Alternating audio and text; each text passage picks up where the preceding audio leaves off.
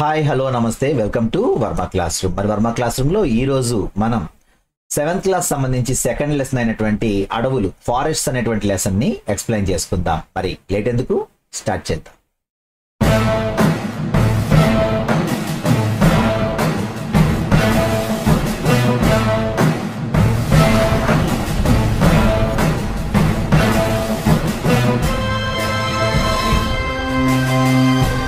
మరి అడవులు అనేటువంటి ఈ లెసన్ లో మనకి శీతోష్ణ స్థితి ఆధారంగా మరి అడవులు అనేటువంటివి ఎక్కడెక్కడ ఏ రకంగా ఉన్నాయి, మరి అడవి అనేటువంటి భావన, అడవుల్లో ఉన్నటువంటి రకాలు, మరి అడవుల వల్ల ఉన్నటువంటి ఉపయోగాలు, అటవీ నిర్మూలన కారణాలు, సమస్యలు, సామాజిక అడవులు, అటవీ సంరక్షణ విధానాలు, చట్టాలు. సో వీటి గురించి ప్రధానంగా ఈ అడవుల పాఠంలో మనకి ఇవ్వడం జరిగింది. సో 1 by 1 మనం టాపిక్ లోకి వెళ్ళిపోదాం. సో ఇక్కడ మనం ఫస్ట్ చూసుకుంటే శీతోష్ణ స్థితి ఆధారంగా మరి ఇక్కడ చూసుకుంటే మనకి భూమధ్య రేఖ ప్రాంతము 0 డిగ్రీలు, ఆ తర్వాత 23.5 డిగ్రీల కర్కట రేఖ, మరి 23.5 డిగ్రీల మకర రేఖ, 66.5 డిగ్రీల ఆర్కిటిక్ వలయము, 66.5 డిగ్రీల అంటార్కిటిక్ వలయము, ధ్రువాలు. సో శీతోష్ణ స్థితి అనేటువంటిది భూమధ్య రేఖ నుంచి మొదలుకొని మరి ధ్రువాల వరకు కూడా ఉష్ణ మండలం, సమశీతోష్ణ మండలం, శీతల మండలం, అతి శీతల మండలంగా మనం ప్రధానమైనటువంటి భూభాగాలలో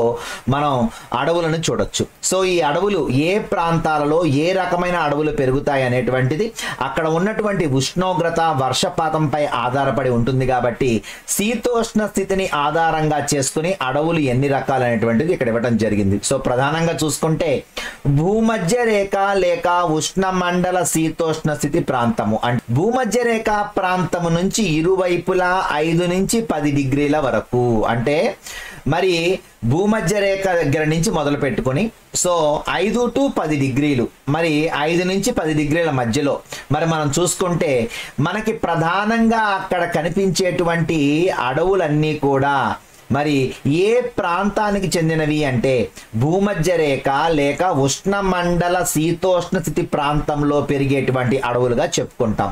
సో చూసుకుంటే ఈ ప్రాంతంలో సగటున ఎంత వర్షపాతం ఉంటుంది అంటే 150 సెంటీమీటర్లతో అధిక అవపాతాన్ని కలిగి ఉంటుంది. ఎందుకని భూమధ్య రేఖ ప్రాంతం అంటే అధిక ఉష్ణోగ్రత, మరి అలాగే వర్షపాతం రెండు ఎక్కువగా ఉంటాయి. మరి చూసుకుంటే భూమధ్య రేఖ ప్రాంతంలో ఎక్కువగా ఎండలు వస్తాయి ఫస్ట్. సో ఎండ వచ్చింది అంటే ఖచ్చితంగా అక్కడ అల్పపీడనం ఏర్పడుతుంది. అల్పపీడనం ఏర్పడిందంటే అధిక పీడన ప్రాంతం నుంచి వేగంగా వీచే గాలులతో కూడినటువంటి మరి ఏదో ఒక వర్షం అనేటువంటిది ఈ అల్పపీడన ప్రాంతాన్ని చల్లబరచడానికి వచ్చేస్తుంది. అంతేనా కాదా? సో అంటే పగలంతా వేడి, అలాగే సాయంత్రం అయ్యేసరికి ఆ అల్పపీడనం ఏర్పడినటువంటి పరిస్థితిలో అక్కడికి వర్షం రావటం. సో ఒక 4-5 గంటల పాటు వర్షం, పొద్దునంతా వేడిగా ఉంటుంది, సాయంత్రం 4-5 గంటల పాటు వర్షం పడుతుంది, రాత్రంతా కూడా మరి ఆ వర్షం వలన చల్లగా ఉంటుంది. అంటే 3 రకమైనటువంటి, అంటే ఉష్ణముతో ఉంది కాబట్టి వేసవికాలం, వర్షంతో ఉంది కాబట్టి వర్షాకాలం, సాయంత్రం చల్లగా ఉంటుంది కాబట్టి శీతాకాలం, 3 కాలాలని మనం ఒకే దగ్గర ఇక్కడ మనం చూసుకోవచ్చు అనమాట. సో ఇలాంటి వాతావరణం ఎక్కడుంది అంటే భూమధ్య రేఖ లేక ఉష్ణమండల ప్రాంతపు శీతోష్ణస్థితిలో ఉంది. సో ఆ శీతోష్ణస్థితి ఏ ప్రాంతాల్లో ఉందో ఆ ప్రాంతాలలో మరి ఇక్కడ వృక్షాల పెరుగుదలకు అనుకూల పరిస్థితులు విస్తారముగా ఉన్నాయి. ఎందుకని ఎండ బాగా వస్తుంది, మరి వర్షం కూడా బాగా వస్తుంది. సో రెండూ రావటం వలన ఇక్కడ అడవులు విపరీతంగా పెరుగుతాయి. అందుకనే దట్టమైన అడవులతో ఉన్న ఈ ప్రాంతాన్ని సెల్వాలు అంటారు. అంటే భూమధ్య రేఖ ప్రాంతపు శీతోష్ణ స్థితిలో ఏ రకమైన అడవులు పెరుగుతాయి అంటే దట్టమైన అడవులు పెరుగుతాయి. మరి ఈ దట్టమైన అడవులతో ఉన్న ప్రాంతాన్ని సెల్వా అని పిలుస్తారు. మరి చూసుకుంటే అల్ప జనాభా గల ప్రాంతాలలో ఇది ఒకటి. ఎందుకని అత్యధికమైనటువంటి వేడి, మరి వర్షపాతం ఉండటం వలన, అడవులు ఎక్కువగా ఉండటం వలన మరి సరీసృపాలు, పాములు కావచ్చు, మరి బొద్దింకలు, విషపురుగులు, కీటకాలు ఇలాంటివి కూడా ఎక్కువగా ఉంటాయి. విషజ్వరాలు ఎక్కువగా ప్రబలుతాయి. మరి ఈ రకమైనటువంటి వాతావరణంలో మరి జనాభా అంత ఇష్టం చూపించరు బ్రతకడానికి. సో అమెజాన్లో రెడ్ ఇండియన్లు, కాంగో నదీ పరివాహక ప్రాంతంలో పిగ్మీలు వంటి ఆటవిక సమూహాలు మాత్రమే ఈ ప్రాంతంలో నివసిస్తున్నారు. అంటే ఎక్కువగా ఆటవిక సమాజాలు, ఆటవిక సమూహాలు నివసించేటువంటి ప్రాంతం ఏది అంటే భూమధ్యరేఖ లేక ఉష్ణ మండల శీతోష్ణ స్థితి ప్రాంతాల్లో ఎక్కువగా ఆటవిక సమూహాలు వాళ్ళు నివసిస్తూ ఉంటారు. సో ఈ ఆటవిక ఎవరైతే జాతులు ఉన్నారో వాళ్ళు ఇక్కడ మనకి అమెజాన్ నదీ పరివాహక ప్రాంతంలో రెడ్ ఇండియన్స్, కాంగో నదీ పరివాహక ప్రాంతంలో పిగ్మీలు. సో ఈ రెండు జాతులు మనకి అక్కడ ఎక్కువగా కనిపించేటువంటి ఆటవిక జాతులు. అలాగే వీళ్ళు వేట, పోడు వ్యవసాయము. సో పోడు వ్యవసాయం అనగానే మీకు అర్థమైపోద్ది, విస్థాపన వ్యవసాయము, స్లాష్ అండ్ బర్న్ వ్యవసాయము. సో ఇదంతా కూడా ఒకటే. సో ఆటవిక జాతులు లేక అటవీ సమూహాలు ఎక్కువగా చేసేటువంటి వ్యవసాయం విస్థాపన వ్యవసాయము లేక పోడు వ్యవసాయం. సో ఇది ఆదిమ జీవన శైలిని కొనసాగిస్తున్నారు. ఉదాహరణ అంగోలా అని మనకి ఇక్కడ ఇవ్వటం జరిగింది. అంటే భూమధ్య రేఖ ప్రాంతానికి 5 నుంచి 10 డిగ్రీల ఏమైతే మరి ఆ ప్రాంతం ఉందో ఆ ప్రాంతం అంతా కూడా విపరీతమైనటువంటి వర్షపాతం, ఎండ, అలాగే శీతలం ఈ మూడు కూడా ఉండటం వలన ఈ ప్రాంతంలో ఎక్కువగా అడవులు ఉంటాయి. దట్టమైన ఈ అటవీ ప్రాంతాన్ని సెల్వాలు అని పిలుస్తారు. సో ఇక్కడ మానవ నివాస యోగ్యం కాదు కాబట్టి అమెజాన్ నదీ పరివాహక ప్రాంతంలో ఉండేటువంటి రెడ్ ఇండియన్స్, అలాగే కాంగో నదీ పరివాహక ప్రాంతంలో ఉండే పిగ్మీలు లాంటి ఆటవిక జాతులు సమూహాలు ఈ ప్రాంతాల్లో నివసిస్తున్నటువంటి విషయాన్ని మనం తెలుసుకోవాలి. సో ఈ భూమధ్య రేఖ వెళ్ళేటువంటి ప్రాంతం ఆఫ్రికాలో ఉంది, మనందరికీ తెలుసు. సో ఈ ఆఫ్రికాలో ఎక్కువగా ఈ జాతుల వాళ్ళు మనకి కనిపిస్తారు. సో నెక్స్ట్ చూసుకుంటే సవన్నాలు. ఏంటి సవన్నాలు అంటే, సో ఈ సవన్నా ప్రాంతం అనేటువంటిది 10 నుంచి 20 డిగ్రీలు, ఆల్రెడీ 0 నుంచి మనకి 10 డిగ్రీల వరకు భూమధ్య రేఖ ప్రాంతపు శీతోష్ణ స్థితి అనుకున్నాం. మరి దానిపైన 10 నుంచి 20 వరకు ఏముంది అంటే సవన్నాలు.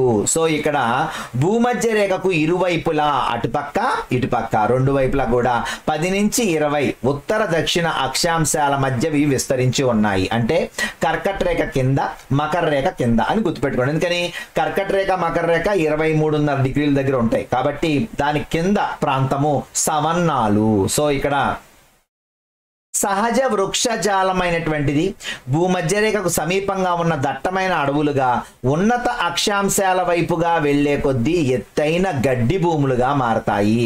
మనం చెప్పుకున్నాం ఇందాక green colour, dark green colour దేన్ని షేడ్ చేస్తుంది అంటే మరి దట్టమైన అటవీ ప్రాంతాన్ని. మరి దాని తర్వాత మరి లేత ఆకుపచ్చ రంగు దేన్ని చూపిస్తుందని చెప్పుకున్నాము అంటే గడ్డి భూముల్ని చెప్పుకున్నాం. సో ఇక్కడ లేత ఆకుపచ్చ రంగు మరి గడ్డి భూముల్ని సూచిస్తుంది. సో ఇక్కడ ఎత్తైన గడ్డి భూములు అంటే సుమారు 1 నుంచి 6 మీటర్ల పొడవైనటువంటి గడ్డి పెరిగేటువంటి ప్రాంతమే ఈ సవన్నాలు. సో ఇక్కడ అందుకని మరి గడ్డి ఎక్కువగా పెరిగినప్పుడు పశు పోషణ అనేటువంటిది ఇక్కడ ప్రజల యొక్క ప్రధానమైనటువంటి జీవనోపాధిగా మనం చెప్పుకుంటాం. నెక్స్ట్ చూసుకుంటే ఎడారి ప్రాంతాలు. మరి ఖండానికి అలాగే ఈ ఖండంలో ఎక్కువగా చూసుకుంటే ఖండాలకు పశ్చిమం వైపున చూసుకోండి. ఎడారి ప్రాంతాలు ఎప్పుడూ కూడా ఒక ఖండం ఉందనుకోండి, ఆ ఖండానికి పడమర వైపున ఎప్పుడూ కూడా ఖండానికి పడమర వైపున లేదంటే దేశానికి పడమర వైపునే ఖచ్చితంగా ఎడారి ప్రాంతాలు ఉంటాయి. సో ఇక్కడ చూసుకోండి ఎక్కడ అంటే ఖండాలకు పశ్చిమ వైపున 15 నుంచి 30 డిగ్రీల వద్ద మరి ఉత్తర దక్షిణ అక్షాంశాల మధ్య విస్తరించి ఉన్నాయి. సహారా ఎడారి ఈ ప్రాంతంలో అతి పెద్ద ఎడారి. మరి ప్రపంచంలో అతి పెద్ద ఎడారి ఏది అంటే మరి మనం ఆఫ్రికాలో ఉన్నటువంటి సహారా ఎడారిని చెప్పుకుంటాం. మరి ఇక్కడ వృక్షజాలం దట్టమైన బెరడుతో, చిన్న ఆకులతో, ఆకులు లేకుండా ముళ్ళ పొదలుగా ఉంటాయి. ఎందుకని మరి వాతావరణంలో ఉన్నటువంటి వేడి గనక, అంటే మరి ఎడారిలో వాటర్ చాలా తక్కువ, సోర్స్ తక్కువగా ఉంటుంది. మరి ఆ మొక్క నీటిని పీల్చుకుంటుంది. ఆకుల్లో కనుక ఉందనుకోండి, ఆకులు బాష్పోత్సేకాన్ని జరుపుకుంటే ఆకుల్లో ఉన్నటువంటి ఆ రంధ్రాల ద్వారా బాష్పోత్సేకం ద్వారా వాటర్ బయటకు వచ్చేస్తే ఆ మొక్క నీళ్లు లేకుండా చనిపోతుంది. కాబట్టి ఎడారి మొక్కలు ఏం చేస్తాయి అంటే ఆకులు చిన్నవిగా అయినా ఉంటాయి, అంటే బాష్పోత్సేకాన్ని జరపకుండా, లేదు అంటే ఒకవేళ ఉన్నటువంటి ఆకులన్నీ కూడా ముళ్ళుగా మారిపోయి ఉంటాయి. సో అందుకనే మట్టలు ఉంటాయి, మట్టకి ముళ్ళు ఉంటాయి. సో బ్రహ్మజముడు, నాగజముడు, కలబంద ఇలాంటివి మీరు చూసుకున్నప్పుడు పైన మైనపు పూత ఉంటుంది. ఎందుకని? ఆ ఆకులు మట్టలుగా మారిపోయి, అంటే ఆ కాండం మట్టగా మారిపోయి ఆ ఆకులు ముళ్ళుగా మారిపోయి ఇక దాంట్లో నుంచి బాష్పోత్సేకం బయటకు జరగకుండా దాని మీద మరి మైనపు పూతగా ఏర్పడినటువంటి పరిస్థితి మరి ఎక్కడ ఉంటుంది అంటే ఎడారి ప్రాంతాల్లో ఉన్న మొక్కల్లో ఉంటుంది. ప్రధానంగా ఇక్కడ మొక్కలు అలా ఉండటానికి కారణం ఏంటి అంటే ఆకులు లేకుండా ఉండటానికి, బాష్పోత్సేకాన్ని నివారించడానికి, మరి నీటిని దానిలో నిలుపుకోవడానికి మరి ఈ రకమైనటువంటి మరి ఆ రూపం అనేటువంటిది అక్కడ ఉంది. సో నెక్స్ట్ చూసుకుంటే ఇక్కడ ప్రజలు గొర్రెలు, మేకలు, ఒంటెలు మరియు గుర్రాలను పోషించి వాటి నుంచి పాలు, మాంసం, ఉన్ని పొందుతారు. సో మనం చూసుకుంటే మరి కువైట్, ఖతర్, అలాగే మరి ఇరాన్, ఇరాక్ ఇలాంటివన్నీ ప్రాంతాలలో ఎక్కువగా ఎడారి ప్రాంతాలు ఉన్నాయి. సో ఇసుక ఎక్కువగా ఉంటుంది. ఆ ప్రాంతాలు మరి ఇక్కడ మనం చూసుకుంటే ఎక్కువగా వాళ్ళు జంతువుల మీద ఆధారపడతారు. ఏంటి? మేకలు, గొర్రెలు, ఒంటెలు ఇలాంటి వాటిని పోషించి వాటి ద్వారానే పాలు, ఉన్ని అలాగే ఆహారాన్ని పొందటం. సో వాటిని ఎక్స్పోర్ట్ చేసుకోవటం, ఇంపోర్ట్ చేసుకోవటం. సో వాళ్ళ దగ్గర ఎక్కువగా ఉండేటువంటి ఖనిజాలు అంటే పెట్రోల్ కావచ్చు, డీజిల్ కావచ్చు, ఇలాంటిది ముడి చమురు కావచ్చు, ఇలాంటి వాటిని ఎక్స్పోర్ట్ చేసే ద్వారా లాభాన్ని సంపాదించుకుంటున్నారు. ఓకేనా? సో నెక్స్ట్ చూసుకుంటే మధ్యధర శీతోష్ణ స్థితి ప్రాంతాలు అంటే ఏంటి? మధ్యధరా సముద్రం దగ్గర ఎటువంటి శీతోష్ణ స్థితి ఉంటుందో అలాంటి శీతోష్ణ స్థితి ఎక్కడ ఉంటే దాన్ని మధ్యధరా శీతోష్ణ స్థితి ప్రాంతము అని పిలుస్తారు. అక్కడ ఎలా ఉంటుందంట? అంటార్కిటికా మినహా అన్ని ఖండాల పశ్చిమ తీరాలలో ఈ విధమైన శీతోష్ణ స్థితి విస్తరించి ఉంది. అంటే ఒక్క అంటార్కిటికాలో మాత్రమే లేదు, మిగిలిన అన్ని ఖండాల పశ్చిమ తీరాలలో ఏ రకమైన శీతోష్ణ స్థితి ఉంది అంటే మధ్యధర శీతోష్ణ స్థితి ప్రాంతంగా మనం పిలుస్తాం అనమాట. సో ఖండాల యొక్క పశ్చిమం వైపునే ఎడారులు ఉన్నాయి, అలాగే ఖండాల యొక్క పశ్చిమ తీరాలలోనే ఏ రకమైన శీతోష్ణ స్థితి ఉంది అంటే మధ్యధర ప్రాంతపు శీతోష్ణ స్థితి మనం చూస్తాం అన్నమాట. సో ఏంటి ఇక్కడ స్టైల్ ఏంటి అంటే వేసవిలో పొడి వాతావరణము, శీతాకాలంలో ఒక మాదిరి నుంచి అధిక వర్షపాతము ఇక్కడ ప్రధాన లక్షణము. అంటే వేసవి కాలంలో ఎలా ఉంటుంది? పూర్తిగా పొడిగా ఉంటుంది. శీతాకాలంలో మరి ఒక మాదిరి నుంచి అధిక వర్షపాతం. శీతాకాలంలో ఎక్కడైనా వర్షం పడుతుందా? మన దగ్గర పడదు. కానీ మధ్యధరా ప్రాంతపు శీతోష్ణస్థితి ఎక్కడైతే ఉందో ఆయా ప్రాంతాలలో ఖచ్చితంగా శీతాకాలంలో వర్షం పడుతుంది. సో మధ్యధరా సముద్రపు చుట్టుపక్కల ఉన్నటువంటి అన్ని ప్రాంతాల్లో ఇలాంటి వాతావరణమే ఉంటుంది. కాబట్టి ఆ రకమైనటువంటి వాతావరణం ఎక్కడ ఉంటే దాన్ని మధ్యధరా ప్రాంతపు శీతోష్ణ స్థితి అని చెప్తారు. సో ఇక్కడ ఏముంటుంది? ఆలివ్, కార్క్ వంటి వృక్షాలతో ఇక్కడ వృక్షజాలం, విశాలమైన పత్రాలతో కూడిన సతత హరితారణ్యాలుగా ఉంటుంది. సతత హరితారణ్యాలు ఎక్కువగా ఉంటాయి. అలాగే ఇక్కడ ఆలివ్, కార్క్ వంటివి, అలాగే విశాలమైన పత్రాలు, పెద్ద పెద్ద ఆకులతో కూడినటువంటి విశాలమైన పత్రాలు ఉంటాయి. అలాగే ఇక్కడ విశాలమైనటువంటి క్షేత్రాల్లో వాణిజ్య వ్యవసాయం మరియు పశుపోషణ అధునాతన యంత్రాల ద్వారా చేపడతారు. ఇక్కడ మరి ద్రాక్ష, ఆలివ్ ఇలాంటి మంచి మంచి పండ్లు కూడా ఇక్కడే ఈ మధ్యధర ప్రాంతపు వాతావరణంలో మనకి ఎక్కువగా పండుతూ ఉంటాయి. సో మన ఇక్కడ చూసుకుంటే ఫ్రాన్స్. సో ఇక్కడ ఎగ్జాంపుల్ ఏమి ఇచ్చారు మనకి అంటే ఫ్రాన్స్ ఇచ్చారనమాట. నెక్స్ట్ చూసుకుంటే స్టెప్పీలు. ఏంటంటే నెక్స్ట్ స్టెప్పీలు వరుసగా గుర్తుపెట్టుకోండి. మధ్యధరా ప్రాంతపు శీతోష్ణ స్థితి, 2 సవన్నాలు, అలాగే 3 వచ్చేసరికి మనకి ఎడారులు, 4 వచ్చేసరికి మధ్యధరా శీతోష్ణ స్థితి ప్రాంతాలు, 5 వచ్చేసరికి స్టెప్పీలు. ఏంటి స్టెప్పీలు? ఇవి ఖండాంతర్గత మైదానాల్లో విస్తరించి ఉన్నాయి. అంటే ఖండము యొక్క అంతర్గత మైదానాలు, ఖండం యొక్క లోపలి భాగాల్లో ఉన్నటువంటి మైదానాలు. సముద్రం యొక్క నెక్స్ట్ స్టెప్ ఏంటి? మైదానాలే కదా. సో ఖండము యొక్క అంతర్గత మైదానాల్లో ఏ రకమైనటువంటి మరి ఇక్కడ ఉన్నవి అంటే స్టెప్పీలు ఉన్నాయి. ఏంటి స్టెప్పీలు అంటే చూసుకుంటే అధిక ఉష్ణోగ్రత, చలి కలిగినటువంటి ఈ అర్ధ శుష్క ప్రాంతాల్లో వర్షపాతం చాలా తక్కువ. అంటే ఇక్కడ మరి వర్షపాతం చాలా తక్కువగా పడుతుంది. సో ఇలా తక్కువగా పడటం వలన ఏమవుద్ది, ఎక్కడైనా సరే వర్షం తక్కువగా ఉన్న ప్లేసుల్లో మరి ఏముంటుంది అంటే గడ్డి భూములు, చిన్న పొదలు ఉంటాయి. సో విస్తృతమైనటువంటి వ్యవసాయం ఇక్కడ అమలులో ఉంది. సో గడ్డి భూములు అంటే మీరు గడ్డి జాతికి చెందినటువంటి అన్ని రకాల మొక్కలు ఇక్కడ పెరుగుతాయి. అలాగే విస్తృత వ్యవసాయము అంటే మరి పెద్ద పెద్ద హెక్టార్లలో మరి వీళ్ళు మరి వ్యవసాయం చేస్తారు. విస్తృత వ్యవసాయము అంటే అనేక వేల హెక్టార్లలో వీళ్ళు వ్యవసాయాన్ని చేస్తూ ఉంటారు. సో విస్తృత వ్యవసాయం ఎక్కడ అమల్లో ఉంటుంది అంటే స్టెప్పీల ప్రాంతంలో అమల్లో ఉంటుంది. మరి స్టెప్పీలు ఎక్కడ మనకు కనిపిస్తాయి అంటే ఖండాంతర్గత మైదానాలలో కనిపిస్తాయి. మరి ఇక్కడ ఎటువంటి ఉష్ణోగ్రత ఉంటుంది అంటే అధిక ఉష్ణోగ్రత అలాగే చలి కలిగినటువంటి అర్ధ శుష్క ప్రాంతాల్లో మరి వర్షపాతం చాలా తక్కువ అని చెప్తున్నారు. అందువల్ల ఇక్కడ గడ్డి జాతులు ఎక్కువగా పెరుగుతాయి, అలాగే చిన్న చిన్న పొదలు బాగా కనిపిస్తాయి. మరి అందువల్లే ఇక్కడ విస్తృత వ్యవసాయం అనేటువంటిది ఎక్కువ అమల్లో ఉంది. ఓకేనా. సో నెక్స్ట్ మరి తర్వాత ఆరో ప్రాంతం ఏంటి? ఆరో ప్రాంతం స్టెప్పీల తర్వాత నెక్స్ట్ ప్రాంతం వచ్చేసరికి టైగా ప్రాంతము. ఇవి ఉత్తరార్ధగోళంలో 55 నుంచి 70 ఉత్తర అక్షాంశాల మధ్య ఇది విస్తరించి ఉంది. ఉత్తరార్ధగోళంలో మరి 55 నుంచి 70 డిగ్రీల ఉష్ణోగ్రత మధ్య ఉన్నటువంటి ప్రాంతాన్ని ఏమని పిలుస్తారు? టైగా ప్రాంతము అంటారు. ఏంటి టైగా ప్రాంతం అంటే ప్రపంచంలోనే అత్యధిక వాతావరణ వ్యత్యాసాలు కలిగినటువంటి ప్రాంతాలు. అంటే ఎలా ఉంటుందో ఎవరికి తెలియదు. ఒక్కసారి బాగా కూల్గా ఉంటుంది, ఒక్కసారి బాగా హాట్గా ఉంటుంది, ఒక్కసారి మరి ఎలా ఉంటుందో దానికే తెలియదు. కాబట్టి వాతావరణ వ్యత్యాసాలు బాగా కనిపించేటువంటి ప్రాంతాల్లో ఇది ఒకటి. అయితే అందువల్లే ఇది ప్రపంచంలో అతి పెద్ద సతత హరిత అరణ్యాలు కలిగినటువంటి ప్రాంతంగా గుర్తించబడింది ఈ టైగా ప్రాంతం. ఓకేనా. సో నెక్స్ట్ చూసుకుంటే ఫర్ వాణిజ్యము ఎంతో ముఖ్యమైన మరియు ఆకర్షణీయమైన కార్యకలాపం. ఫర్ అంటే ఏంటి? బొచ్చు. సో ఇక్కడ గొర్రెలు, మేకలు, ఒంటెలు, లామాలు ఇలాంటి వాటి యొక్క మరి వాటి వెంట్రుకలు అంటే ఉన్ని, ఈ యొక్క ఉన్ని యొక్క వాణిజ్యం. ఫర్ అంటే మరి ఉన్ని, బొచ్చు అన్నమాట. కాబట్టి సో ఈ వాణిజ్యం ఎక్కువగా ఎక్కడ మనకు కనిపిస్తుంది అంటే టైగా ప్రాంతంలో మనకు కనిపిస్తుంది. ఓకేనా.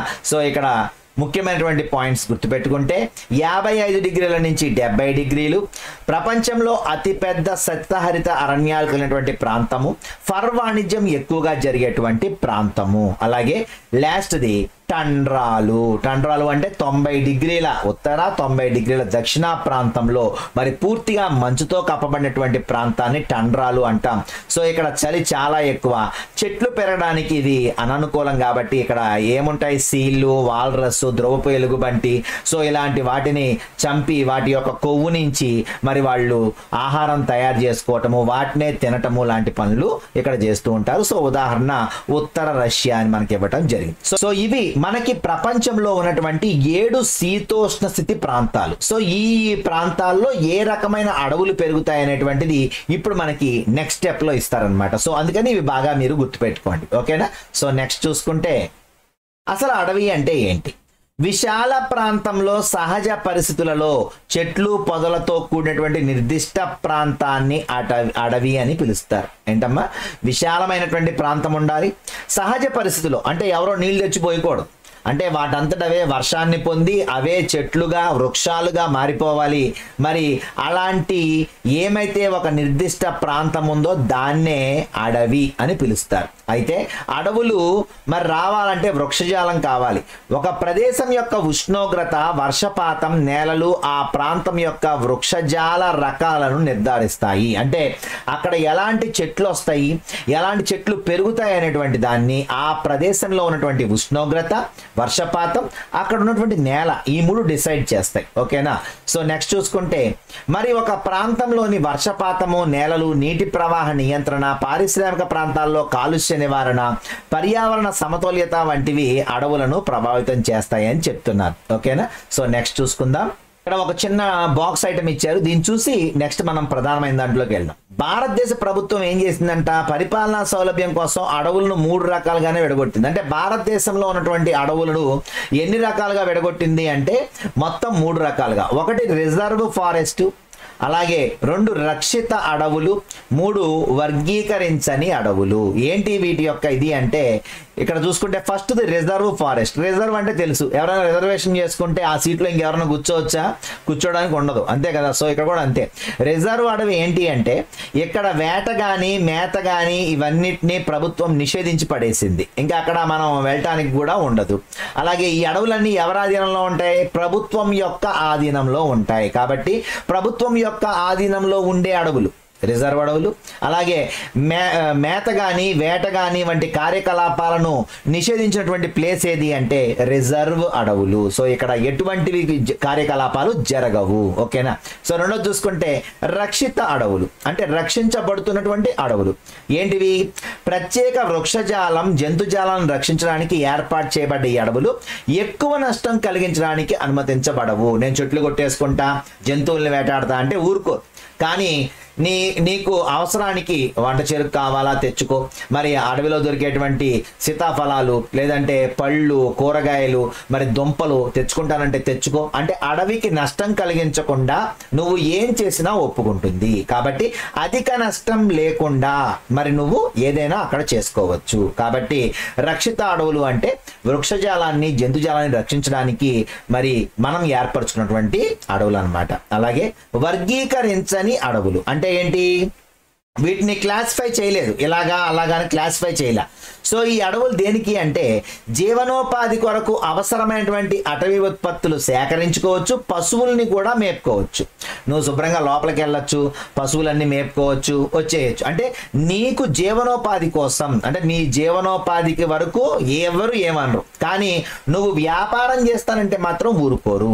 నువ్వు పొట్ట పోసుకోవడానికి ఎంత కావాలని అంత తెచ్చుకో, తిను, తిరుగు. అలాగే నీ పశువులకి పొట్ట నింపడానికి తీసుకెళ్ళు, శుభ్రంగా వాటికి మేత పెట్టు, తీసుకొని రా, అంత మటుకే అనమాట. అంతేగాని నువ్వు ఇక్కడ వాణిజ్య కార్యకలాపాలు చేయకుండా ఉన్నటువంటి వాటిని వర్గీకరించని అడవులు అని పిలుస్తారు. సో ఇది భారతదేశంలో పరిపాలనా సౌలభ్యం కోసం మనం ఏర్పరచుకున్నటువంటి 3 రకాల అడవులు ఇవి, ఓకేనా. సో నెక్స్ట్ మామూలుగా చూసుకుంటే అసలు అడవులు ఎన్ని రకాలుగా ఉంటాయి, మరి అక్కడ ఏమేమి ఉంటాయి అనేది చూసుకుంటే శీతోష్ణ స్థితి, వర్షపాతం, నేల రకం అనేటువంటి ఆధారంగానే మనం వృక్షాలు ఉంటాయని చెప్పుకున్నాం ఆల్రెడీ ఇందాకే. సో మరి ఈ రకంగా చూసుకుంటే మనకి 5 రకాలైనటువంటి అడవుల్ని మనకి చెప్పారు. ఏంటవి, ఒకటి సతత హరిత అరణ్యాలు, ఆకురాల్చు అడవులు, ముళ్ళ అడవులు, మడ అడవులు, పర్వత ప్రాంత అడవులు. సో ఈ 5 రకాల గురించి క్లియర్గా వినండి, జాగ్రత్తగా బిట్స్ అన్ని కూడా మొత్తం దీని మీదే బేస్ అయి ఉంటాయి. సో నెక్స్ట్ చూసుకుంటే ముందు సతతహరిత అరణ్యాలు. ఏంటి సతతహరిత అరణ్యాలు అంటే సతతము అంటే ఎల్లప్పుడూ, హరితము అంటే గ్రీన్గా, అరణ్యము అంటే అడవి. ఎల్లప్పుడూ గ్రీన్గా ఉండే అడవుల్ని సతత హరిత అరణ్యాలు అని పిలుస్తారు. సో సతత హరిత అరణ్యాల్లో మనం ఇక్కడ చూసుకుంటే అధిక సాంవత్సరిక వర్షపాతం, అంటే సంవత్సరం మొత్తం మీద 200 సెంటీమీటర్ల కన్నా ఎక్కువ వర్షం పడాలి. ఈసారి 10 పడింది, మళ్ళీ ఇంకోసారి వర్షం 15 పడింది.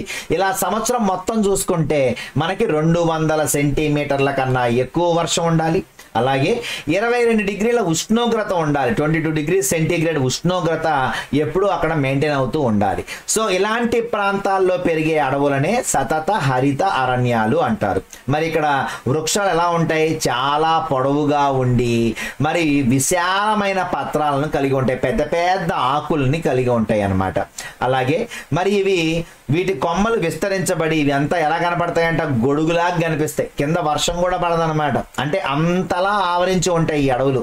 సో ఇక్కడ ఈ అడవులు ఏడాది పొడవునా పచ్చగా ఉండటం వలన వీటిని సతత హరిత అరణ్యాలు అని పిలుస్తారు, ఓకేనా. సో ఇక్కడ ఇంపార్టెంట్ ఏంటి అంటే ఈ అరణ్యాలు పెరగాలంటే 200 సాంవత్సరిక వర్షపాతం 200 సెంటీమీటర్ల కన్నా ఎక్కువ ఉండాలి.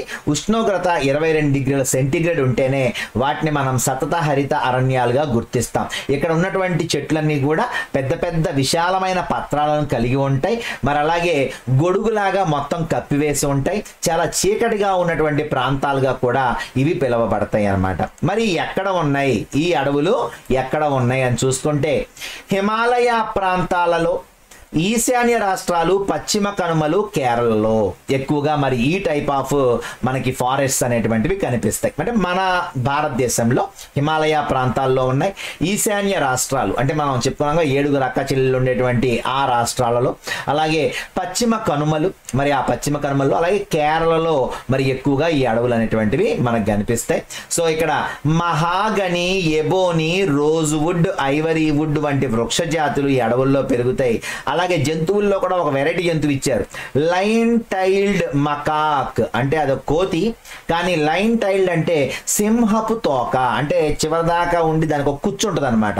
సో అలాంటి లైన్ టైల్డ్ మకాక్ అనేటువంటిది మరి ఎక్కడ కనిపిస్తుంది మనకి అంటే ఈ సింహపు తోక కోతి ఎక్కువగా మరి సప్తహరిత అరణ్యాల్లో కనిపిస్తుంది.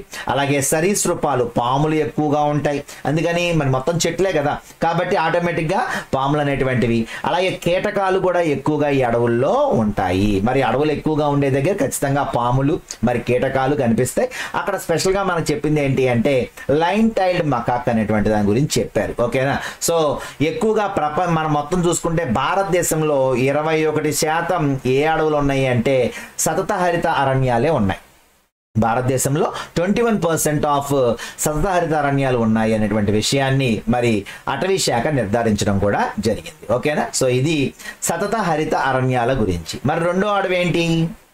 ఆకురాల్చు అడవులు. ఆకులు రాలుస్తున్నాయి అంటే బాష్పోత్సేకాన్ని తగ్గించుకోవటానికే. ఓకేనా. సో ఇక్కడ 70 నుంచి 200 సెంటీమీటర్ల వర్షపాతం ఉన్నటువంటి ప్రాంతాలలో ఎక్కువ వర్షం లేదు. అంటే 70 నుంచి 200 పడుతుంది. అంటే వర్షం ఇందాకడ దాంతో పోల్చుకుంటే తక్కువ ఉంది. కాబట్టి వర్షపాతం ఎప్పుడైతే తక్కువ ఉంటుందో వాటర్ని బయటకు పోనీయకుండా బాష్పోత్సేకాన్ని నివారించుకోవడానికే చెట్లు ఆకుల్ని రాలుస్తాయి. సో ఇక్కడ వృక్షాలు వేసవి నెలల్లో బాష్పోత్సేకాన్ని తగ్గించడానికి ఆకులు రాల్చుతాయి. మరి ఇక్కడ శీతాకాలం అయిపోయే టైంకి చెప్పుకున్నాం కదా ఇందాకే, శీతాకాలం అయిపోయే టైంకి కరెక్ట్గా వేసవకాలం వస్తుందన్న టైంలో ఇవేం చేస్తాయి అంటే ఆకులు మొత్తాన్ని రాల్చేసుకొని మరలా చిగుళ్ళు వేసి చిన్న చిన్న ఆకులే వస్తాయి కాబట్టి ఎక్కువ బాష్పోత్సేకం జరగదు. సో మళ్ళా మెల్లగా ఆకులన్నీ పెద్దగా అవుతాయి అన్నమాట వేసవకాలం అయిపోయి వర్షాకాలం వచ్చే టైంకి. సో ఇది ఇక్కడ ఉన్నటువంటి స్పెసిఫిక్ మెకానిజం ఏంటి అంటే మరి ఈ ప్రాంతపు అడవులలో, ఈ ప్రాంతపు వృక్షాలలో వేసవి నెలల్లో బాష్పోత్సేకాన్ని తగ్గించుకోవటానికి మరి ఇక్కడ ఈ ఆకులన్నీ రాలిపోతాయి. శీతాకాలం ఎండింగ్ లో స్టార్ట్ అవుతాయి, వేసవకాలం అయిపోయే టైంకి మరి మళ్ళీ ఆకులు అనేటువంటివి వచ్చేస్తాయి అన్నమాట. సో ఇవి ఎక్కడ ఎక్కువ కనిపిస్తాయి అంటే ద్వీపకల్ప పీఠ భూమిలో. అంటే మరి మన ద్వీపకల్పమేనా భారతదేశం? సో మరి ద్వీపకల్ప పీఠభూమి ప్రాంతాల్లో ఎక్కువగా ఏ అడవులు కనిపిస్తాయి? ఆకురాల్చు అడవులు కనిపిస్తాయి. ఇది గుర్తుపెట్టుకోవాలి. ఓకేనా. సో నెక్స్ట్ చూసుకుంటే ఇక్కడ ఎక్కువగా మనకి ఏం కనిపిస్తాయి అంటే టేక్, సాల్, వెదురు, రోజ్వుడ్, చందనం వంటి వృక్షాలు, వేప వంటి వృక్షాలు కనిపిస్తాయి. కుందేళ్లు, ఏనుగులు, పులులు, చిరుతలు, అడవుల్లో ఉండేటువంటి అన్ని కూడా ఇక్కడ కనిపిస్తాయి అన్నమాట. సో అంటే ఇక్కడ మెయిన్ ఏంటి అంటే ఇవన్నీ కూడా ఆర్థిక విలువ కలిగినటువంటివి. చూడండి, టేక్ చాలా వాల్యుబుల్, సాల్ మంచి వాల్యుబుల్, వెదురు, రోజ్వుడ్, చందనం ఇవన్నీ కూడా మంచి ఎకనామిక్ వాల్యూ ఉన్నటువంటివి. అంటే ఆర్థిక విలువ కలిగినటువంటి చెట్లు ఎక్కువగా ఎక్కడ పెరుగుతున్నాయి? ఆకురాల్చు అడవుల్లో పెరుగుతున్నాయి. అవునా. సో ఇక్కడ మరి ఈ సాల్ అనేటువంటిది మీరు వినే ఉంటారు. చోటా నాగ్పూర్ పీఠభూమిలో మరి ఎక్కువగా ఇది పెరుగుతుంది. మరి రైల్వే స్లీపర్లు ఉంటాయి కదా, పట్టాలకి మధ్యలో చెక్కలు, ఇంత చెక్కలు వేస్తారు. ఆ చెక్కలన్నీ కూడా ఈ సాలు వృక్షంతోనే తయారవుతాయి. ఇవి ఎక్కువగా జార్ఖండ్, ఛత్తీస్గఢ్ ప్రాంతాల్లో పెరుగుతాయి అన్నమాట. అలాగే పేదవాడి కలపగా మనం దేని చెప్పుకుంటాము అంటే వెదురుని చెప్పుకుంటాం. సెప్టెంబర్ 18వ తారీఖు ప్రపంచ వెదురు దినోత్సవాన్ని కూడా జరుపుకుంటున్నాం. ఓకేనా. సో మరి ఈ రకమైనటువంటి అడవులు ద్వీపకల్ప పీఠభూమిలో పెరుగుతాయి. 70 నుంచి 200 సెంటీమీటర్ల వర్షపాతం ఉన్నటువంటి ప్రాంతాల్లో పెరిగే అడవులు ఆకు రాల్చు అడవులు. ఏ కాలంలో తమ ఆకులను రాలుస్తాయి అంటే వేసవి కాలంలో బాష్పోత్సేకాన్ని నివారించుకోవడానికి ఇవి తమ ఆకుల్ని రాల్చుకుంటాయి. అలాగే ఆర్థిక విలువ కలిగినటువంటి రోజ్వుడ్, చందనం, సాల్, వెదురు ఇలాంటి చెట్లన్నీ కూడా మరి ఎక్కడ పెరుగుతాయి అంటే ఆకురాల్చు అడవుల్లోనే ఎక్కువగా పెరుగుతాయి. ఓకేనా. సో నెక్స్ట్ చూద్దాం. ముళ్ళ మరియు పొద అడవులు. ఏంటి మరి ముళ్ళ అడవులు, పొద అడవులు అన్నా చిట్టడవులు అన్నా అవే. ఓకేనా. సో ఇక్కడ ఇవేంటి, తక్కువ వర్షపాతం ఎక్కడ ఉంటే అక్కడ మనం చెప్పుకున్నాం ఆల్రెడీ, తక్కువ వర్షపాతం ఉండి అధిక ఉష్ణోగ్రత ఎక్కడ ఉంటుందో అక్కడ ఆ ప్రాంతంలో బాష్పోత్సేకాన్ని నివారించుకోవడానికి వాటి ఆకులు ముళ్ళుగా మారిపోతాయి. సో ఇక్కడ ఆకులు ముళ్ళుగా మార్చుకోవటం అనేటువంటి చూసుకుంటే ఎడారి మొక్కల మాదిరిగా మొక్కలు ఆకులు ముళ్ళుగా మారేటువంటి బాష్పోత్సేకాన్ని తగ్గించుకునే విధంగా ఉంటాయి. అంటే దక్కన్ పీఠభూమి, ఓకేనా, ఈ ప్రాంతంలో ఎడారి ప్రాంతంలో మరి ఖచ్చితంగా ఈ అడవులు ఉన్నాయి. మరి ఏ మొక్కలంటే అకేషియా, బ్రహ్మజముడు, నాగజముడు, బాబుల్ అంటే తుమ్మ చెట్లు, అలాగే రేగుపళ్ళకు కూడా ముళ్ళు ఉంటాయి కదా. సో ఈ ముళ్ళు ఉండేటువంటి అన్ని జాతులు కూడా ఎక్కడ పెరుగుతాయి అంటే ముళ్ళ పొదలు, లేక పొద అడవులు. సో ఈ ముళ్ళు ఉండేటువంటి అన్ని ఎక్కడ పెరుగుతాయి అంటే ముళ్ళ అడవులు లేక పొద అడవులు లేదంటే చిట్ట అడవులు అని వీటినే పిలుస్తారు. అర్థమైందా. సో నెక్స్ట్ చూసుకుంటే మడ అడవులు, తీర ప్రాంత అడవులు, చిత్తడి అడవులు, ఈ మూడు కూడా ఒకటే. సో ఇక్కడ మరి చిత్తడి అడవులని ఎందుకు అన్నారు, మడ అడవులని ఎందుకు అన్నారు అనేది చూసుకుంటే మడ వృక్షాలు అనేటువంటివి సముద్రము నది కలిసేటువంటి తీర ప్రాంతంలో ఖచ్చితంగా ఈ రకమైనటువంటి మొక్కలే పెరుగుతాయి. ఏంటి వీటి యొక్క స్పెషల్ అంటే వీటి యొక్క శ్వాస వేర్లు బయటకి పొడుచుకొని వచ్చి ఉంటాయి. అంటే వేర్లు భూమి లోపలికి ఉండటం మామూలు మొక్కలైతే మరి ఈ మడ అడవుల్లో ఉండేటువంటి మొక్కలన్నీ కూడా శ్వాస వేర్లు పైకి ఉంటాయి అన్నమాట. ఓకేనా. భూమి లోపల నుంచి పైకి చొచ్చుకొని వచ్చినటువంటి శ్వాస వేర్లు కలిగిన చెట్లు ఎక్కడ కనిపిస్తాయి అంటే మడ అడవుల్లో కనిపిస్తాయి. మరి ఈ మడ వృక్షాలు ఏమేంటి, తెల్ల మడ, సుందరి, పొన్న, బొడ్డు పొన్న ఇలాంటివన్నీ కూడా మడ వృక్షాల్లో రకాలు. సో ఈ మడ వృక్షాలు అయితే ఏమైతే ఉన్నాయో ఇక్కడ విలక్షణమైన జంతు సంపద, చేపలు మనకు కనిపిస్తాయి. సో ఇక్కడ ఎక్కడున్నాయి మన దగ్గర అని చూసుకుంటే మన దగ్గర కాకినాడలో ఉన్నటువంటి కోరంగి అనేటువంటి ప్రాంతంలో మడ అడవులు ఉన్నాయి. ఓకేనా. అలాగే మరి సుందర్ బన్స్, పశ్చిమ బెంగాల్లో ఉన్నటువంటి సుందర్ బన్స్. ఎందుకని సుందర్ బన్స్ అంటారు అంటే ఇక్కడ బన్ అనేటువంటిది రొట్టె కాదు. ఇక్కడ యాక్చువల్గా బెంగాలీలో వన్ అంటే ఏంటి, వన్ అంటే అడవి, వన అంటాం కదా, వనము అంటాం కదా, వన్. సో ఇక్కడ హిందీలో వన్ అంటే తెలుగులో వనము లేక అడవి. అయితే మరి బెంగాల్లో వా అనే అక్షరం ఉండదు. ఉదాహరణకి రవీంద్రనాథ్ ఠాగూర్ అనరు, వాళ్ళు ఏమంటారు, రవీంద్రనాథ్ ఠాగూర్ అంటారు. అంటే వా పదులు బా పలుకుద్ది అనమాట. సో ఇక్కడ సుందర్ బన్ అనేటువంటి దాంట్లో మీకు ఇక్కడ ఏమర్థం అవ్వాలి, సుందర్ వన్ అని అర్థం కావాలి. ఓకేనా. సో ఇక్కడ అక్కడ పెరిగే చెట్లు పేరు సుందరి వృక్షాలు లేక సుందరి వృక్షాలు అని పిలుస్తారు. సో ఆ వృక్షాలు ఎక్కువగా ఉన్నాయి కాబట్టి దాన్ని సుందర్ బన్ అడవులు అని పిలుస్తారు. సో పశ్చిమ బెంగాల్లో ఈ అడవులు మరి మడ అడవులు అన్నమాట. ఇవన్నీ కూడా మరి మన కాకినాడలో ఎక్కడ ఉన్నాయి అంటే కోరంగి అనేటువంటి ప్లేస్ లో మరి మనకి మడ అడవులు కనిపిస్తాయి. ఈ మడ అడవుల్ని రక్షించుకోవాలని చెప్పి 1971లో రామ్సర్ ఒప్పందం చేసుకోవడం కూడా జరిగింది. ఓకేనా. సో మెయిన్ ఏంటి ఇక్కడ ప్రాంతాలు చూసుకుంటే ఇవి మడ అడవులు, తీర ప్రాంత అడవులు లేక చిత్తడి అడవులు అంటారు. ఇవి సముద్రపు లవణీయతను, అల్ల తాకిడిని తట్టుకునేలాగా ఇక్కడ చెట్లు పెరుగుతాయి. అలాగే భూమి లోపల నుంచి పొడుచుకొచ్చినటువంటి శ్వాస వేర్లు ఇక్కడ ప్రత్యేకమైనటువంటి ఆకర్షణగా ఉంటాయి.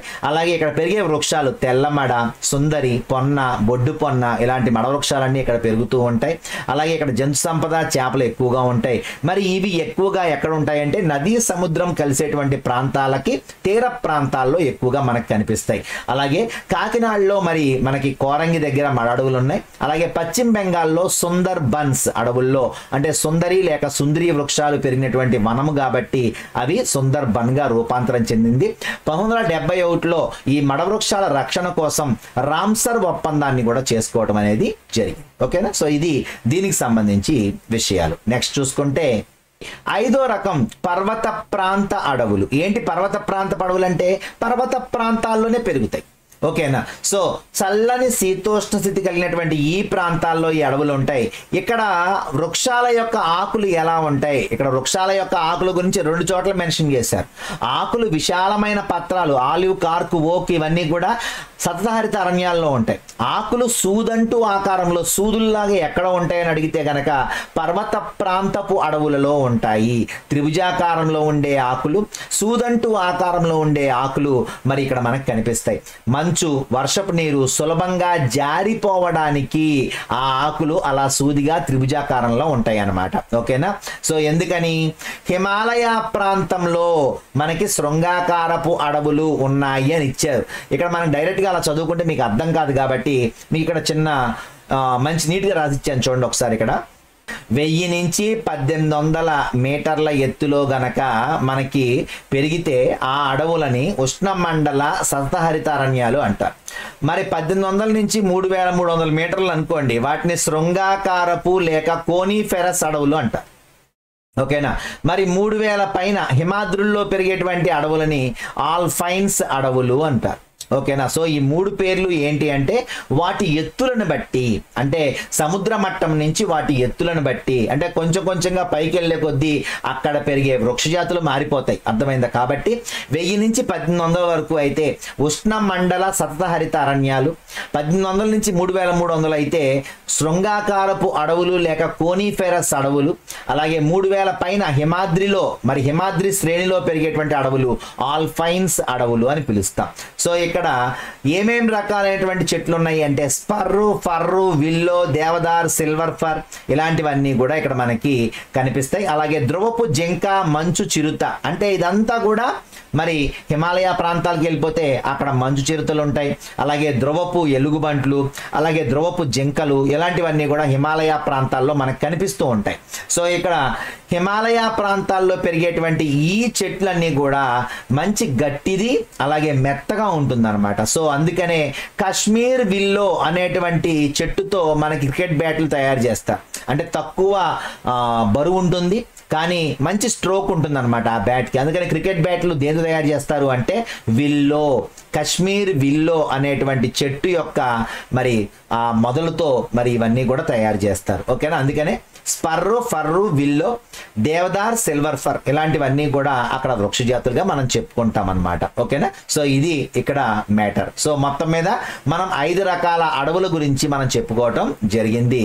సో నెక్స్ట్ చూసుకుంటే ఇండియన్ స్టేట్ ఫారెస్ట్ రిపోర్ట్ మరి ISFR ఏం చెప్పింది అంటే 2019 ప్రకారం భారతదేశంలో 8,07,276 చదరపు కిలోమీటర్ల విస్తీర్ణం మేర భూమి అటవీ ప్రాంతంతో కప్పబడి ఉంది అని చెప్పిందంట. ఏం చెప్పింది?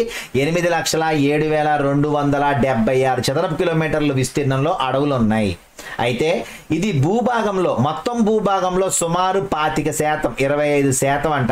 అంటే కరెక్ట్గా చెప్పాలంటే 24.56% తో మరి ఇప్పుడు ప్రపంచ అటవీ విస్తీర్ణంలో భారతదేశం ఎన్నో స్థానంలో ఉందని అడుగుతాడు. భారతదేశం 24.56%తో ప్రపంచంలో ఉన్నటువంటి అడవులన్నిటితో పోల్చుకుంటే మన దగ్గర ఉన్నటువంటి అడవులతో మనం వాటితో పోటీ పడితే 10వ స్థానంలో మనం ఉన్నాం అనమాట. ఎంత శాతంతో?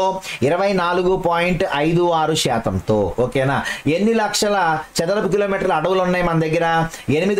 8,07,276 చదరపు కిలోమీటర్ల అడవులు మనకి భారతదేశంలో ఉన్నాయి అనేటువంటిది మరి 2019లో ఇచ్చినటువంటి ISFR రిపోర్ట్ అన్నమాట. తర్వాత చూసుకుంటే భారతదేశంలో అడవులు యాక్చువల్గా ఎలా ఉండాలి అని చెప్పారు. జాతీయ అటవీ విధానం 1952 మరి నూతన జాతీయ అటవీ విధానం భారతదేశానికి స్వాతంత్రం వచ్చిన తర్వాత, స్వాతంత్రం రాకముందు బ్రిటిష్ వాళ్ళు 1894లో ఒక అటవీ విధానాన్ని వాళ్ళు ప్రవేశపెట్టారు. మరి వాళ్ళు వెళ్ళిపోయిన తర్వాత స్వాతంత్రం వచ్చాక 1952లో మనం పెట్టుకున్నదే జాతీయ అటవీ విధానం 1952. దాని ప్రకారం మొత్తం భూభాగంలో 33% అడవులు ఉండాలి. ఎంత శాతం అడవులు ఉండాలి? భారతదేశంలో 33% అడవులు ఉండాలి. అయితే దాంట్లో మైదాన ప్రాంతాల్లోనేమో 20% ఉండాలి. అలాగే కొండ ప్రాంతాల్లో 60% ఖచ్చితంగా అడవులే ఉండాలి అని మనం రాసుకున్నాం. కాబట్టి ఇది గుర్తుపెట్టుకోండి. స్వాతంత్రం వచ్చిన తర్వాత జాతీయ అటవీ విధానం 1952లో మనం ఏం రాసుకున్నామంటే మన భూభాగం, భారతదేశ భూభాగంలో 33% అడవులు ఉండాలని అనుకున్నాం. కానీ ప్రజెంట్ ఎంత ఉంది? 2019లో 24.56%తో మొత్తం ప్రపంచ దేశాలతో పోలిస్తే 10వ స్థానంలో మనం ఉన్నాం. అవునా? సో ఇక్కడ మరి 33% అనేటువంటిది జరుగుతుందా? జరగట్లా. ఎందువల్ల? అధిక జనాభా వల్ల. సో ఇక్కడ మైదానంలో ఎంత శాతం ఉండాలనుకున్నాం? 20% ఉండాలి అనుకున్నాం. మరి కొండ ప్రాంతాల్లో ఎంత శాతం ఉండాలనుకున్నాం? 60% ఉండాలని మనం జాతీయ అటవీ విధానం 1952లో మనం ఒక తీర్మానం చేసుకున్నాం. మరి దాని ప్రకారం నడుచుకోవాలన్నమాట. ఓకేనా. సో నెక్స్ట్ చూసుకుంటే భారతదేశంలో మనం చూసుకుంటే 3.28 మిలియన్ చదరపు కిలోమీటర్ల విస్తీర్ణం. భారతదేశం యొక్క మొత్తం విస్తీర్ణం ఎంత? 3.28 మిలియన్ చదరపు కిలోమీటర్ల విస్తీర్ణం. ఓకేనా.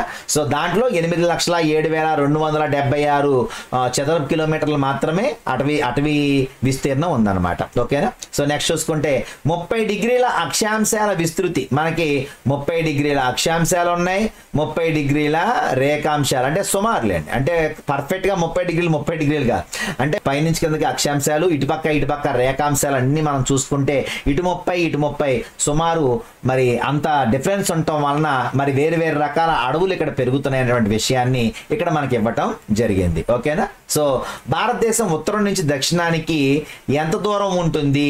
3,214 కిలోమీటర్లు ఉంటుంది. అలాగే మరి తూర్పు నుంచి పడమరకి ఎంత ఉంటుంది అంటే 2933 కిలోమీటర్లు. ఓకేనా. సో ఇవన్నీ కూడా మరి జీకేకి ఉపయోగపడతాయి. అలాగే మీ టెక్స్ట్ బుక్ లో కూడా మరి ఇలాంటి బిట్స్ అనేవి ఉన్నాయి. చాలా జాగ్రత్తగా ప్రతి ఒక్కదాన్ని నోట్ చేసుకొని చదవండి. ఓకేనా. సో నెక్స్ట్ చూసుకుంటే ఆంధ్రప్రదేశ్లో అడవులు. ఆంధ్రప్రదేశ్లో అడవులు ఎలా ఉన్నాయని చూసుకుంటే భారత జాతీయ అటవీ నివేదిక ఇందాక మనకి ఇచ్చాం కదా 2019లో రిపోర్టు. ఆ రిపోర్ట్ ప్రకారం ఆంధ్రప్రదేశ్ రాష్ట్రంలో మొత్తం ఎంత ఉందంట విస్తీర్ణం? 37,392 చదరపు కిలోమీటర్లు అడవి ఉందంట మొత్తం ఇందులో ఆంధ్రప్రదేశ్లో. ఇందాక మనం చెప్పుకున్నటువంటిది 8,07,276 చదరపు కిలోమీటర్లు ఏమో భారతదేశంలో అయితే 37,392 చదరపు కిలోమీటర్లు ఆంధ్రప్రదేశ్లో ఉన్నాయి. అయితే ఎంత శాతం? ఇందాక మనం ఎంత 24.56% అయితే ఇప్పుడు ప్రజెంట్ ఆంధ్రప్రదేశ్లో 22.94%, సుమారు 23% దగ్గరలో ఉన్నాము అని చెప్తున్నాడు. అంటే ఇంకా 10% తక్కువ. మరి మనం ఏం చెప్పుకున్నాం? 33% అడవులు ఉండాలని చెప్పుకున్నాం. కానీ మన దగ్గర ఎంత ఉంది? 23% అడవులే ఉన్నాయి. అర్థమైందా? సో ఇక్కడ అటవీ ప్రాంతం ఎక్కువగా ఎక్కడ ఉంది అంటే వైఎస్ఆర్ కడప జిల్లాలో అత్యధిక అటవీ ప్రాంతం ఉంది. ఓకేనా. అలాగే అతి తక్కువ అటవీ ప్రాంతం ఎక్కడ ఉంది అంటే కృష్ణా జిల్లాలో అత్యల్ప అటవీ ప్రాంతం ఉంది. అలాగే సాంద్రత, డెన్సిటీ, ఎక్కడ ఎక్కువ అడవులు మరి మనకి సాంద్రత పరంగా చూసుకుంటే అడవులు ఎక్కువగా ఎక్కడ కనిపిస్తున్నాయి అంటే విశాఖపట్నంలో ఎక్కువగా ఉన్నాయి. మరి ఎక్కడ తక్కువగా ఉన్నాయి అంటే ఇది కూడా కృష్ణా జిల్లాలోనే తక్కువగా ఉన్నాయి. ఓకేనా. ఇదేమో అటవీ ప్రాంతము, అదేమో సాంద్రత. అటవీ ప్రాంతం ఎక్కువగా ఎక్కడుంది అంటేనేమో వైఎస్ఆర్ జిల్లా, మరి ఎక్కడ తక్కువ అంటే రెండు కృష్ణాయే కాబట్టి బాగా గుర్తుపెట్టుకోండి. అటవీ ప్రాంతం ఎక్కువగా ఎక్కడ అంటే వైఎస్ఆర్ కడప జిల్లా. అలాగే అటవీ యొక్క సాంద్రత అనేటువంటిది ఎక్కడ ఎక్కువగా మనకు కనిపిస్తుంది అంటే విశాఖ జిల్లాలో మనకి కనిపిస్తుంది. సో మరి ఈ ఆంధ్రప్రదేశ్లో ఉన్నటువంటి ఈ అడవులు మరి ఉత్తరాన సింహాచలం కొండల నుంచి దక్షిణాన శేషాచలం కొండల వరకు అని ఇచ్చాడు.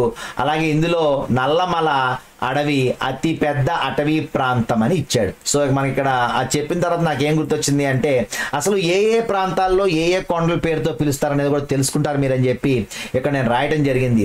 విశాఖపట్నంలో ఉన్నటువంటి ఇదంతా కూడా మనకు తెలుసు కదా, తూర్పు కనుమలు, అలాగే ఇటు పక్క పశ్చిమ కనుమలు.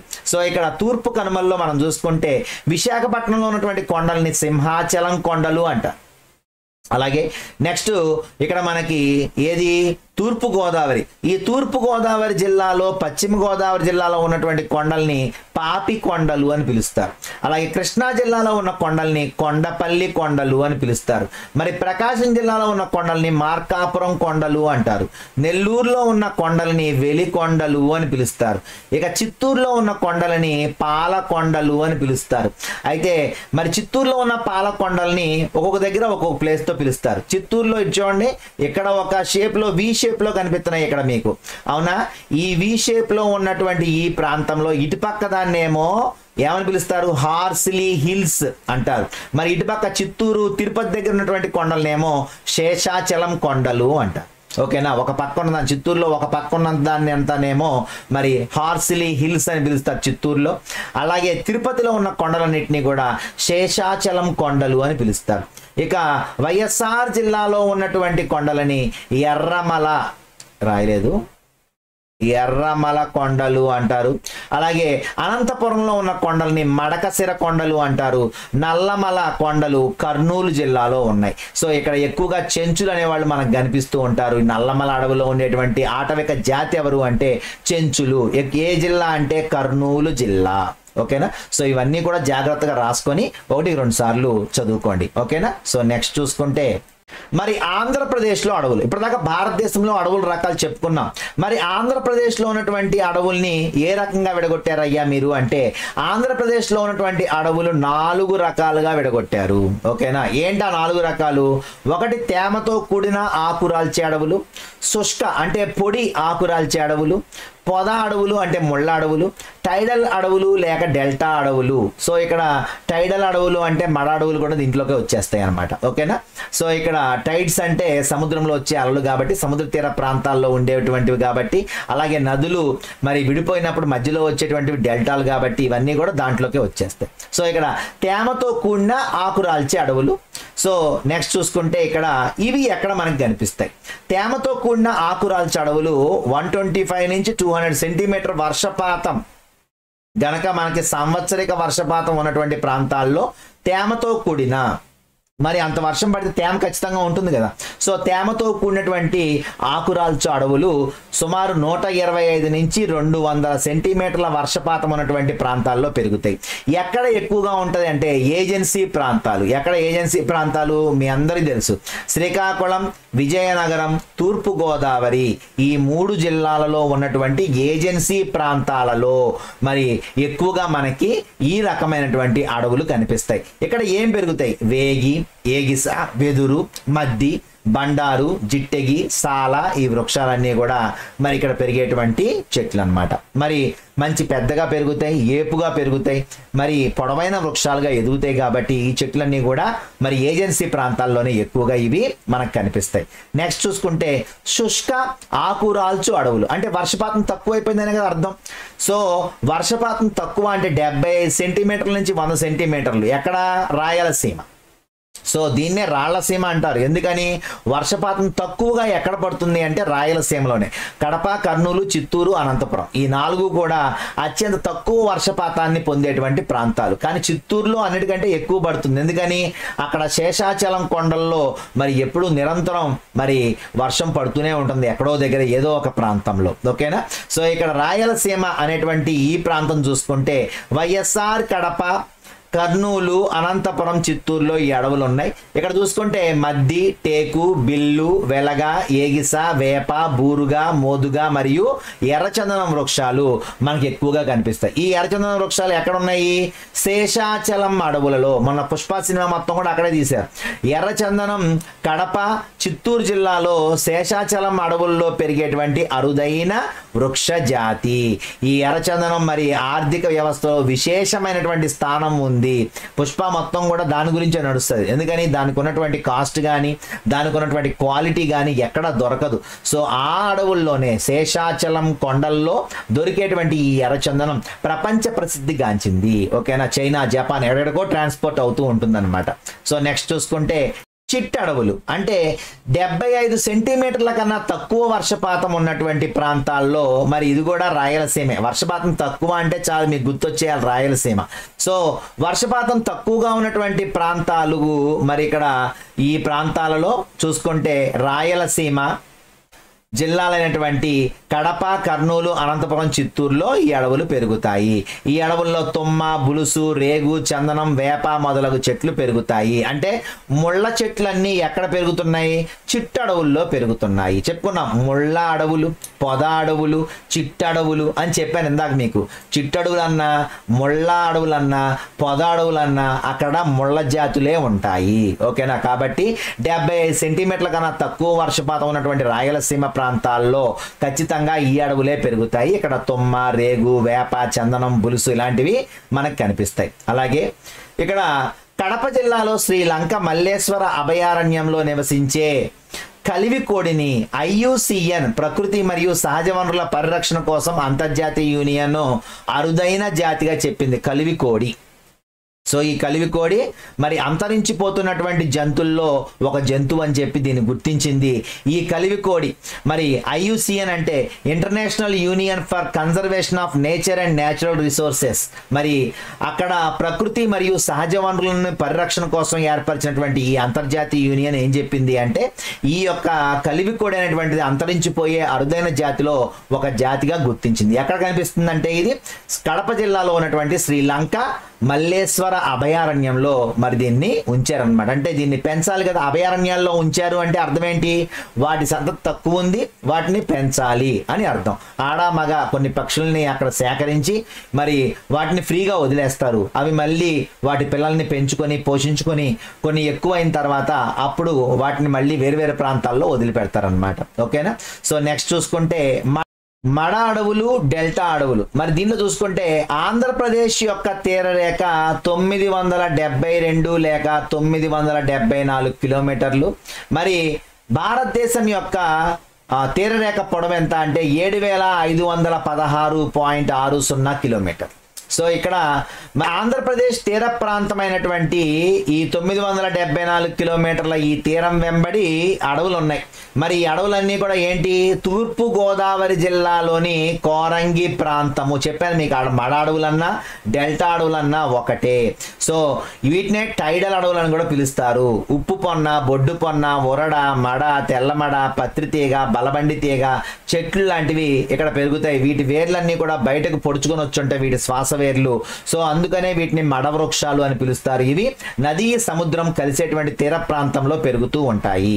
సో మడ అడవులు, డెల్టా అడవులు అని చూసుకుంటే ఆంధ్రప్రదేశ్ తీర ప్రాంతం 974 కిలోమీటర్ల ఈ తీరం వెంబడి ఈ అడవులన్నీ కూడా ఉన్నాయి అనే విషయాన్ని గుర్తుపెట్టుకోండి. ఓకేనా. మరి వృక్షజాలం, జంతుజాలం యొక్క రక్షణ కోసం 13 వన్యప్రాణుల అభయారణ్యాలు, 3 జాతీయ ఉద్యానవనాలు ఆంధ్రప్రదేశ్లో ఉన్నాయి. అంటే ఆంధ్రప్రదేశ్లో ఎన్ని వన్యప్రాణి అభయారణ్యాలు ఉన్నాయంటే 13. ఎన్ని జాతీయ ఉద్యానవనాలు ఉన్నాయి, నేషనల్ పార్క్స్ అంటే 3 నేషనల్ పార్క్స్ ఉన్నాయి. ఓకేనా. సో ఇది ఇక్కడ బిట్టు. తర్వాత చూసుకుంటే మనకి ఇక్కడ సామాజిక, ఆర్థిక, మత, సాంస్కృతిక, మాండలిక సారూప్యాలు కలిగినటువంటి కుటుంబాలు ఏమైతే ఉన్నాయో ఆ సామాజిక విభాగాన్ని అటవీ జాతి అంటారు. అంటే సామాజికంగా, ఆర్థికంగా, మతం పరంగా, సాంస్కృతికంగా, మాండలిక సారూప్యం అంటే వాళ్ళందరూ మాట్లాడుకునేటువంటి డయాలెక్ట్స్ ఏమైతే ఉన్నాయో వాటి యొక్క సారూప్యం కలిగినటువంటి జాతులు ఏమైతే ఉన్నాయో ఆ జాతుల యొక్క సామాజిక విభాగాన్ని మనం ఇక్కడ ఆటవిక జాతి లేక అటవీ జాతులు అని పిలుస్తాం. సో మనం చూసుకుంటే బోండోలు, చెంచులు, కొండ్రెడ్లు, కొండసవర్లు, గోండు, ఎరుకల, యానాదులు ఇలాంటి చాలా పేర్లు మనకి వినిపిస్తూ ఉంటాయి. వీళ్ళందరూ కూడా అడవుల్లో ఉండేటువంటి వాళ్ళే. సో ఇక్కడ మనం చూసుకుంటే చెంచులు అనేటువంటి వాళ్ళు ఇందాక చెప్పాను మీకు, నల్లమల అడవులో కర్నూలు దగ్గర ఉన్నటువంటి నల్లమల అడవుల్లో మనకు కనిపించేటి ఆటవిక జాతి పేరు చెంచులు. ఓకేనా. సో నెక్స్ట్ చూసుకుంటే మరి భారతదేశంలో మరి ఇక్కడ ఫస్ట్ చూసుకుంటే బ్రిటిష్ వాళ్ళు, భారతదేశాన్ని పాలించిన బ్రిటిష్ వాళ్ళు 64లో ఒక చట్టం, 78లో ఒక చట్టం, 94లో ఒక చట్టం చేశారు. ఏంటి వీళ్ళు చేసిన చట్టాలు, ఇక్కడ 64లో 78లో చేసిన చట్టాలు 2 ఇక్కడ మనకి ఇచ్చారు. చూడండి, అడవులను రిజర్వ్ మరియు రక్షిత అడవులుగా వర్గీకరించడం ద్వారా గిరిజనులు మరియు అటవీ వినియోగదారులకు సాంప్రదాయంగా వస్తున్న హక్కులను ఈ చట్టాలు అనుమతించలేదు. ఆల్రెడీ మనం చెప్పుకున్నాం.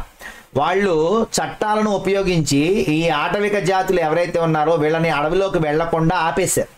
అర్థమైందా. సో వాళ్ళు వాళ్ళ పోరాటాన్ని కొనసాగించుకున్నారు, అటవీ హక్కుల చట్టాన్ని తెచ్చుకున్నారు. ఇవన్నీ మనం చదువుకున్నాం. 2006లో వచ్చినటువంటి అటవీ హక్కుల చట్టం ఇలాంటివన్నీ మనం చదువుకున్నాం, ఆల్రెడీ పాలిటీలో కూడా వచ్చింది.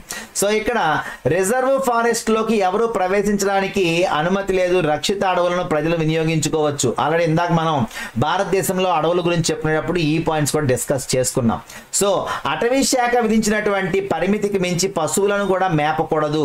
1988 జాతీయ అటవీ విధాన ప్రకటన వన సంరక్షణ, పునరుజ్జీవనం, అడవుల అభివృద్ధిలో గిరిజనులు భాగస్వాములను చేయడం అనేటువంటిది ముఖ్యమైన అంశంగా ప్రకటించింది. గుర్తుపెట్టుకోండి, 88లో మరి జాతీయ అటవీ విధానం ఒక ప్రకటన చేసింది. దాని ప్రకారం వన సంరక్షణ చేయాలి, పునరుజ్జీవనం చేయాలి, అడవుల అభివృద్ధిలో గిరిజనులను కూడా భాగస్వాముల్ని చేయాలి అనేటువంటివి అక్కడ మేజర్ వాళ్ళ యొక్క ఎజెండాగా వాళ్ళు చెప్పడం జరిగింది. సో భారతదేశంలో ఆంధ్రప్రదేశ్ ప్రభుత్వం ప్రజెంట్ ఏం చేస్తుంది అంటే ఎకో టూరిజం అంటే పర్యావరణ పర్యాటకం అనే పేరుతో సామాజిక ఆధారిత మరి పర్యావరణ కేంద్రాలను ఏర్పాటు చేసింది. అంటే ఏంటి, దానిలో గిరిజనులు కూడా కనిపిస్తూ ఉంటారనమాట.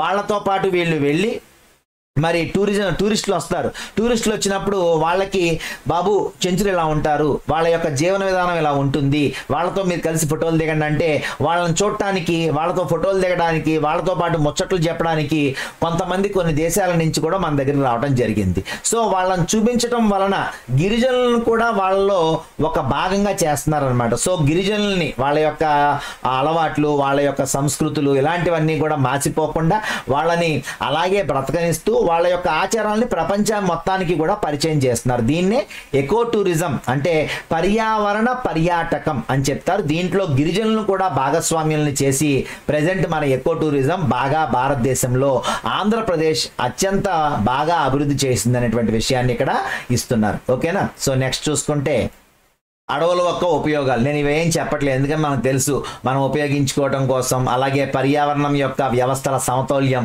అలాగే పరిశోధన చేసుకోవడానికి వాటికి కూడా ఈ అడవులన్నీ కూడా ఉపయోగపడతాయి. అటవీ ఉత్పత్తులు ఇచ్చారు అక్కడ. అలాగే అడవుల నిర్మూలన కారణాలు కూడా మనకు తెలిసినాయి, అవి చెప్పట్లేదు. సమస్యలు కూడా మీ అందరికీ తెలిసినాయి, అవి కూడా చెప్పట్లేదు. సో నెక్స్ట్ చూసుకుంటే 1976లో మరి 42వ రాజ్యాంగ సవరణ, దీన్నే మినీ రాజ్యాంగ సవరణ అని పిలుస్తారు. సో ఇక్కడ 42వ రాజ్యాంగ సవరణలో ఉమ్మడి జాబితాలో పెట్టేశారు. తీసుకెళ్లి అడవుల్ని ఏం చేశారు అంటే ఉమ్మడి జాబితాలో చేర్చారు. అంటే కేంద్రంకి రెస్పాన్సిబిలిటీ ఉంటుంది, రాష్ట్రానికి కూడా రెస్పాన్సిబిలిటీ ఉండేటట్టుగా చేశారనమాట. సో అలాగే 1976లోనే ఒక మంచి కాన్సెప్ట్ తెచ్చారు. ఆ కాన్సెప్ట్ పేరు సామాజిక అడవుల పెంపకం. అంటే జనాలందరూ ఎక్కువగా ఎక్కడ నివసిస్తారో అక్కడే అందరూ తలో 10 చెట్లు వేస్తే అక్కడే ఒక అడవిలాగా తయారు చేసుకోవచ్చు. దాన్నే సామాజిక అడవులు అని పిలుస్తారు. ఈ కాన్సెప్ట్ ని 1976లో తీసుకొచ్చారు. ఎందువల్ల అంటే 76లో 42వ రాజ్యాంగ సవరణలో ఉమ్మడి జాబితాలోకి అడవులను తీసుకొచ్చి పెట్టారనమాట. ఓకేనా. సో ఇక్కడ సామాజిక అడవులు అంటే ఏంటనేది చూసుకుంటే పారిశ్రామిక ప్రాంతాలు, బంజరు భూముల్లో పచ్చదనాన్ని పెంచడమే దీని యొక్క ప్రధానమైనటువంటి ఉద్దేశం. బంజరు భూముల్లో ఇతర ప్రదేశాల్లో మొక్కలు నాటడం, అలాగే అడవులను సంరక్షించడం ద్వారా పర్యావరణాన్ని, సామాజిక మరియు గ్రామ అభివృద్ధులను పెంపొందించడం కోసం చేసిన పథకాన్నే మరి ఈ సామాజిక అడవుల పెంపకం అని పిలుస్తారు. ఓకేనా. అంటే ఒక ప్లేస్ మొత్తం కూడా పచ్చగా ఉంటే, ఆ ఊరు మొత్తం పచ్చగా ఉంటే బాగుంటుంది అనేటువంటిదే సామాజిక అడవుల పెంపకం అనేటువంటిది. సో నెక్స్ట్ చూసుకుంటే ఇక్కడ మనకి కొన్ని సంవత్సరాలు ఇచ్చారు. మనం ఒకసారి గుర్తుపెట్టుకోండి. 1894లో ఏం జరిగింది అంటే అడవుల చట్టాన్ని తెచ్చారు. ఎవరు తెచ్చారు? అప్పుడు మనకి స్వాతంత్ర్యం వచ్చిందా? రాలా. కాబట్టి బ్రిటిష్ వాళ్ళు మొట్టమొదటిసారిగా అడవుల చట్టం చేసిన సంవత్సరం 1894. ఓకేనా. ఆ తర్వాత 1950 మన స్వాతంత్ర్యం వచ్చిందా? వచ్చింది. అంటే మనకి స్వాతంత్ర్యం వచ్చాక మనం ఫస్ట్ పండగ చేసుకున్నాం. ఏ సంవత్సరంలో? 1950వ సంవత్సరంలో.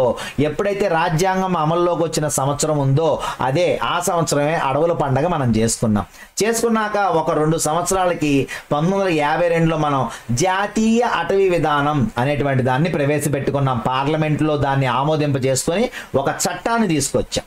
ఓకేనా. ఆ తర్వాత వన సంరక్షణ చట్టాన్ని తెచ్చాం. ఆ వన సంరక్షణ చట్టం అన్నా అటవీ సంరక్షణ చట్టం అన్నా ఒకటే. దీన్ని 1980లో తీసుకొచ్చాం. అయితే ఏంటి, దీన్ని ఏమంటారు? సవరణ అటవీ విధాన చట్టం అంటారు. అంటే ఏంటి, 1980లో ఏం చేశారు అంటే అప్పటిదాకా 52లో జాతీయ అటవీ విధానంలో తీసుకొచ్చినటువంటి చట్టం ఏమైతుందో ఆ చట్టాన్ని జాగ్రత్తగా కొంచెం రీమోడిఫై చేశారు 88లో.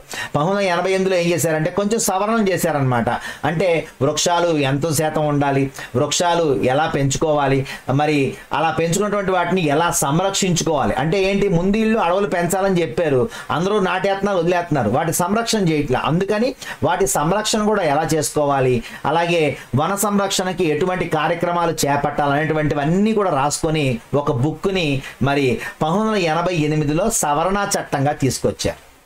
దాని పేరే వన సంరక్షణ చట్టం లేక అటవీ సంరక్షణ చట్టం. ఓకేనా, గుర్తుపెట్టుకోండి. ఫస్ట్ చట్టం ఎవరు తెచ్చారు అంటే బ్రిటిష్ వాళ్ళు. అడవుల చట్టం 1894లో. 1950 స్వాతంత్రం వచ్చాక మనం పండగ చేసుకున్నాం, అడవుల పండగ. ఆ తర్వాత జాతీయ అటవీ విధానాన్ని పార్లమెంటుతో ఆమోదింప చేసుకున్నాం. దానికి సవరణ చట్టం 1980లో వన సంరక్షణ చట్టం లేక అటవీ సంరక్షణ చట్టంగా తీసుకొచ్చాం. 2006లో అటవీ హక్కుల చట్టాన్ని తీసుకొచ్చాం, చెప్పుకున్నాం కదా.